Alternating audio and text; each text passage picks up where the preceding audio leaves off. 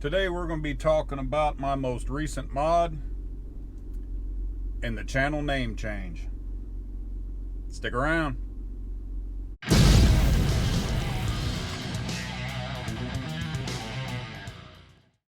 What's up, y'all? Welcome to Shockwave Off-Road. My name is Clint.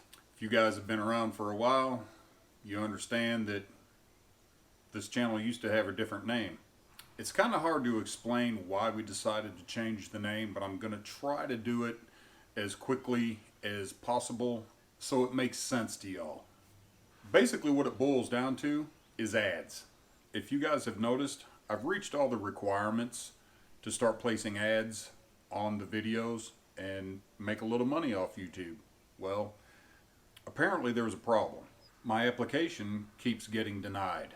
The problem with that is it's just an auto-generated email and with no specifics. I don't know exactly what's wrong with my videos. There's no one to contact, no one to ask.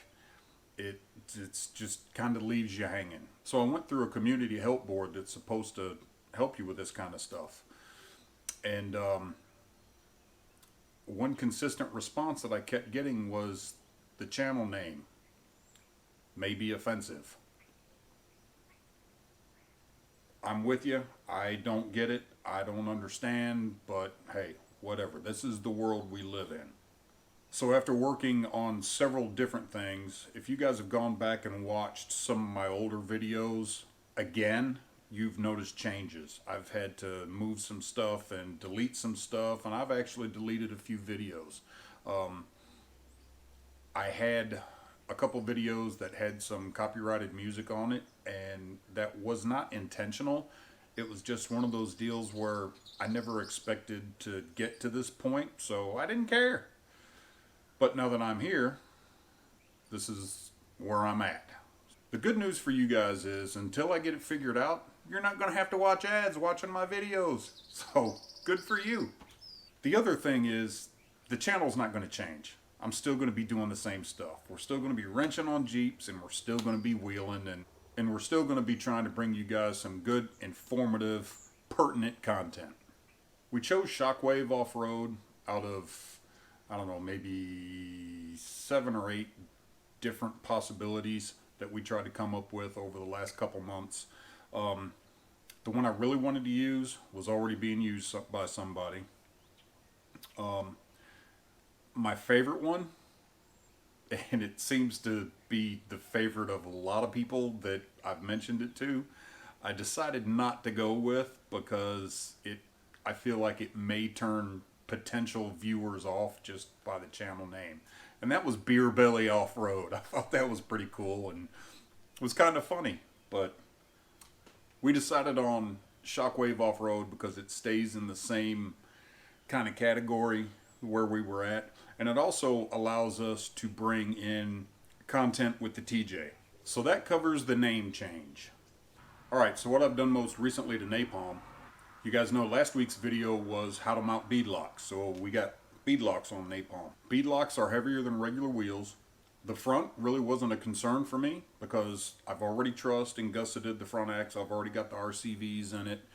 The front axle is good to go as far as the weight goes with the bead locks. The rear axle, not so much. I've been putting off trussing it because I wanted to do it myself. I've had a 220 outlet wired into my garage, so I've got the power there for it, but I've just been kind of hesitant to drop the money on a welder. I'm not an experienced welder. I have welded, but I've never MIG welded. It's only been arc welding, and that was 30 years ago. And it really wasn't all that good. So I was hesitant to drop the money on a welder when there's other stuff that I really need to get done to the Jeep. And so I ordered the truss and I went over to Triangle Off-Road, had my buddy Brian Harold welded on, and it was in and out in about an hour and a half. Good to go.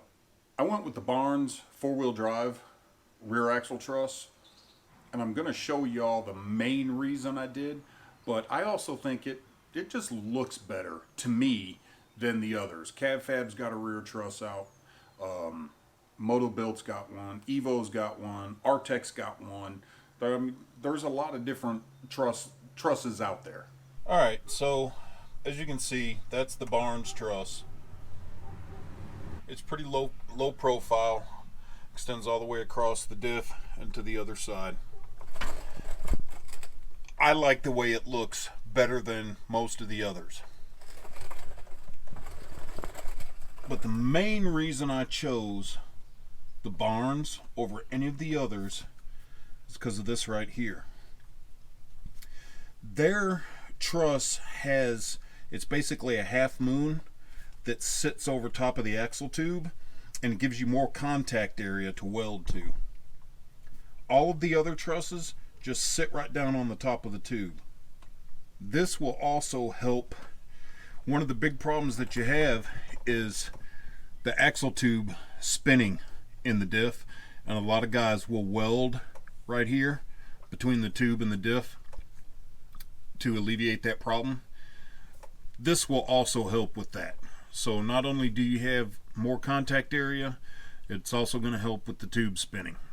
One issue we did have was right here. You can see where the connector goes in for the E-locker. We had to trim a piece of this out right here because it came down and there was an opening, but it was like right here.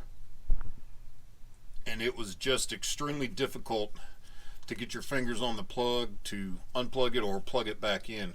So we trimmed that piece off, and now we really don't have any issue with this. And that's not just Barnes. Our tech is the exact same way. I've seen it. And I'm going to assume that most of the others are the same way as well.